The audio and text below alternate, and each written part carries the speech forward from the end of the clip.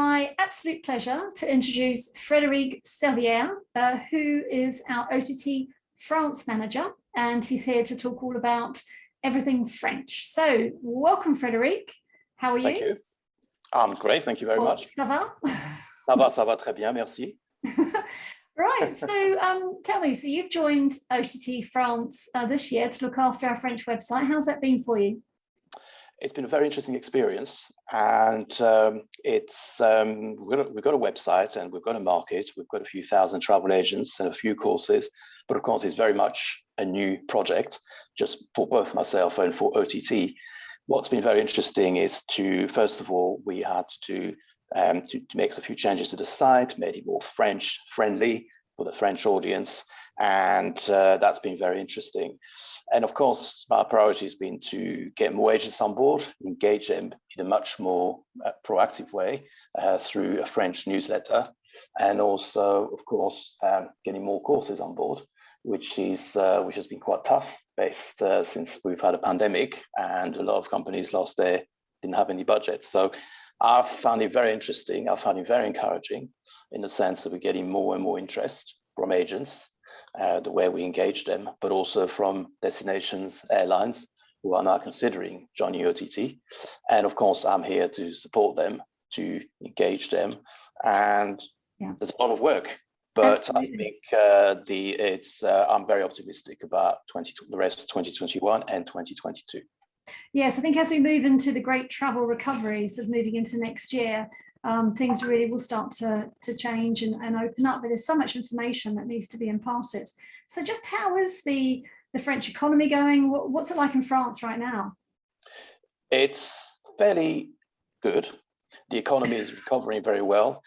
It's been supported by the government. We've had stimulus plans, as we call them, plan stimulus, which aimed at supporting businesses, especially restaurants, hotels, theaters, entertainment, the ones that suffer the most from the lockdowns and the restrictions, but also other industries, self-employed people, etc. So there's been another stimulus plan, as they call it, of 100 billion euros, which has been put into place.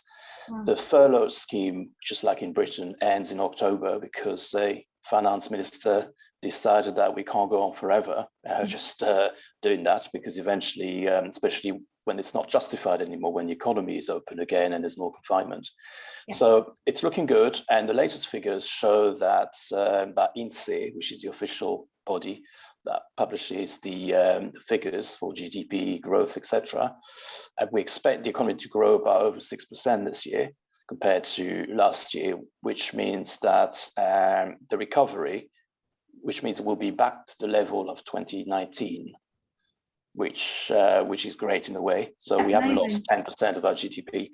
So there's a strong economic recovery throughout the EU, including the big economies, Germany, Italy, but France in particular is doing quite well. So that's very good news. Very good. And so what are you seeing the trends, the French traveling to different places? I mean, what's going on in France in terms of trends? It's been obviously a very interesting few months. The summer, this is really where we can look at what's happening, because there was a confinement before that, and lockdown and confinement, as we call it. So the summer has been fairly positive. 6 out of 10 French people took a holiday, and out of that, 89% of them stayed in France. Yeah. So understandably. And they're basically the most popular destinations have been the south. We're blessed in France with beautiful, weather in the south, in the French Riviera and the southwest. So they flock to the mountain areas and the seaside, and away from major cities. But Paris has also seen at least about 50% of the number of visitors that it normally has, and that's without the tourists. So it hasn't been catastrophic. It's not 100% down. It's 50% down, which is quite encouraging. So that's people traveling within France. Corsica has been a very popular destination as well. And in Europe, the ones who travel outside France, the most popular destinations have been Portugal and Mallorca and Greece, partly because it's culturally something they're attracted to and because of the weather, but also because travel restrictions within the EU were lifted for EU citizens. So it's been a lot easier this summer to travel within the EU than it was before the summer. An interesting development is that the traditional strong French destinations, the most popular ones are Morocco, Tunisia, French overseas territories, Martinique, Guadeloupe. They suffered a little bit because there was a lockdown. Morocco and Tunisia haven't really fully reopened, and the French had to switch to other interesting destinations. So they've discovered Croatia and Malta. And I like the way you say discovered. Very interesting. Of course, they did go there, but in greater numbers. So for Iceland, traditionally, it's been very popular with the Brits. It's due to its proximity, and the French have been going there, but it's more of a niche destination. Whereas now they're discovering Scandinavia, or rediscovering it. Malta, which is also a very British destination because it's an English-speaking country, and Croatia, which has been really popular with Italians and the Brits again, not so much with the French. They're seeing record numbers of French people, French travelers. So it's interesting, and I'm sure these habits, these new destinations, will not switch back to the old ones. As Morocco and Tunisia opened again. It's going to be, it's probably here to stay. And the most popular long-haul destinations, French, and it's been like that for a long time, and that's before COVID, are Dubai, Punta Cana in the Dominican Republic. It's hugely popular. Don't know why. It's not a French-speaking country. It's closer to the United States, but the French absolutely love it. And so these are really, really popular destinations. Mexico and the States are also very popular, but unfortunately, they're not welcoming EU citizens or tourists at the moment. So it's very encouraging. And the latest survey showed the French really want to travel both within France and overseas. They're hungry. They've got a huge appetite for that. Yes. And the budget hasn't been that slashed. They've saved a lot of money during lockdowns. So they're going to be traveling. Now, in terms of, briefly, in terms of how the overseas visitors to France, now that we open and the EU has to reopen, we've been welcoming EU citizens, but the EU citizens, we are in the EU, in France, yes. US citizens, which is a huge market. Right. The problem is the US hasn't reciprocated, so they don't really want EU citizens to travel, nationals to travel to the US at the moment, even though there are a lot more cases of Delta variant in the US. They don't really want overseas tourists yet, even though we allow the Americans in. So it is a bit of an issue because that's a huge market. The Chinese are coming back a little bit, but only a little bit. And it's mainly EU citizens traveling to each other's countries.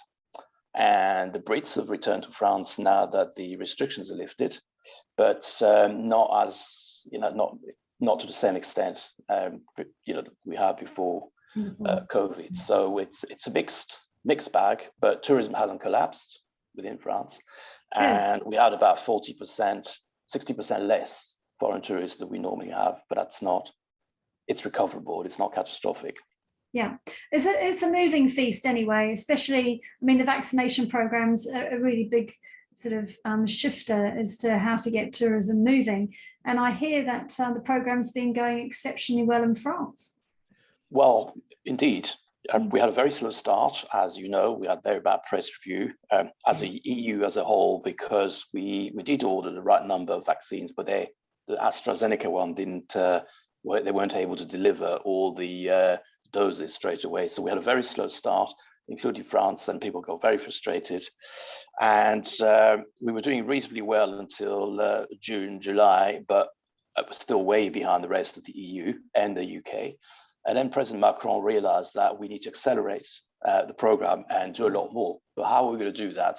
Telling people, making more people, having more centers, more schools, pharmacies, where you can get a vaccine. That wasn't enough. The French were reluctant, skeptical, saying we don't want to be vaccinated.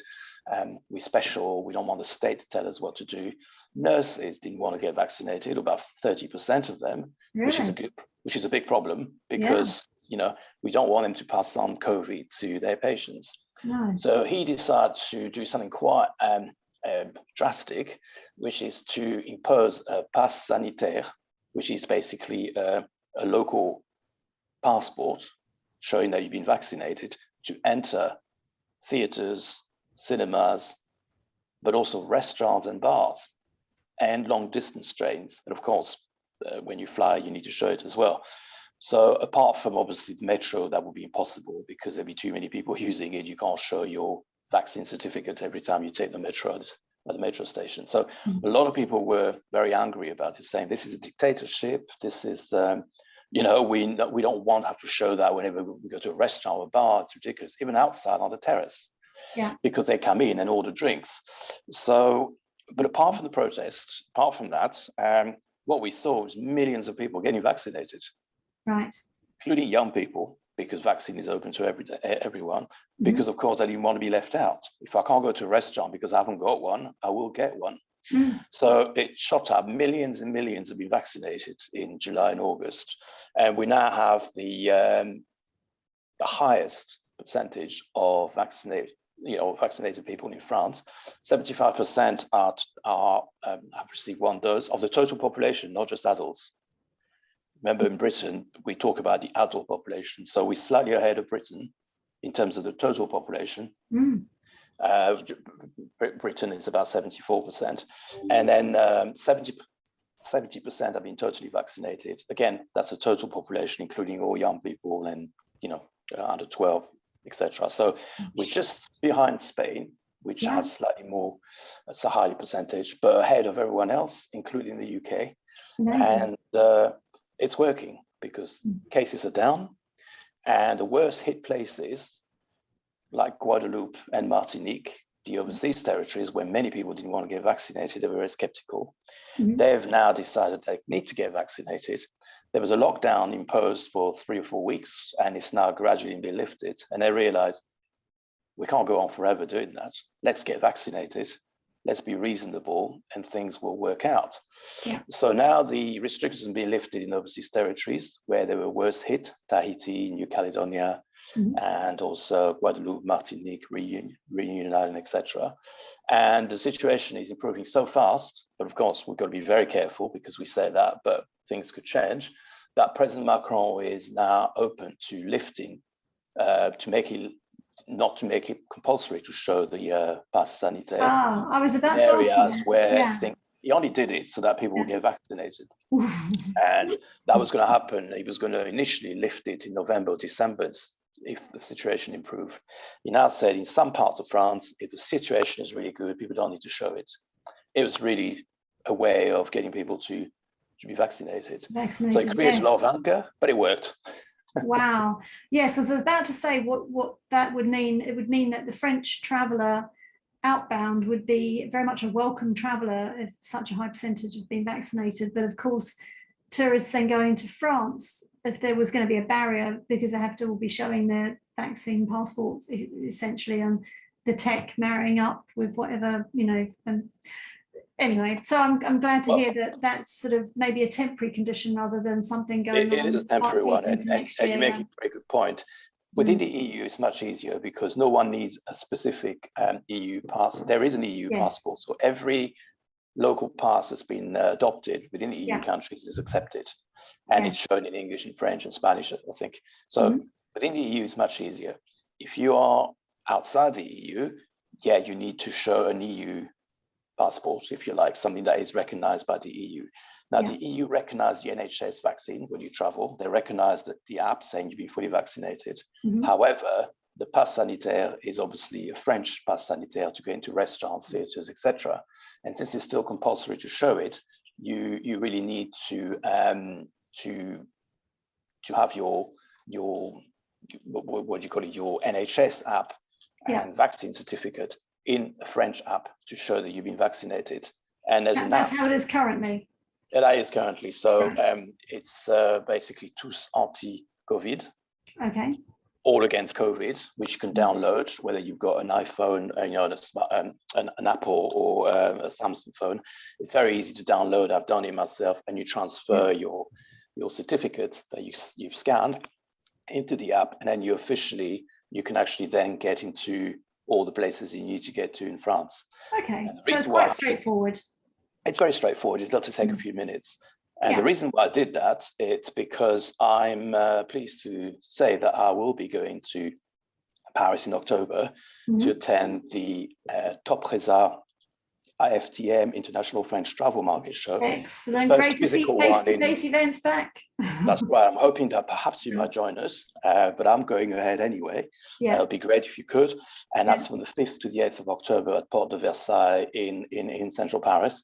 And of course, I will need to show alongside my badge, I need to show that I've been fully vaccinated, and I need to show the Tous Anti-COVID app. Right. But as you say, it's a temporary thing. Hopefully by November or December, it will be lifted. It was just a way of getting people vaccinated, and it worked. And it works. Right. Well, it's been absolutely fascinating hearing all about the French market. I'm sure there's so much more even to talk about, but We'll talk again. But yes, we can. Yeah, we'll always do updates for sure. But in the meantime, thank you so much, Frédéric, for all of your knowledge and information and sharing that with us today. And yeah, we hope to hear from you again. We'll check in perhaps towards the end of the year and see how next year's looking.